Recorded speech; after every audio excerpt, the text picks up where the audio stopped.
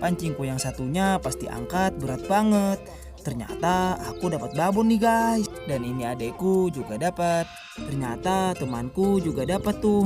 Di sini kebanyakan ikan gabus.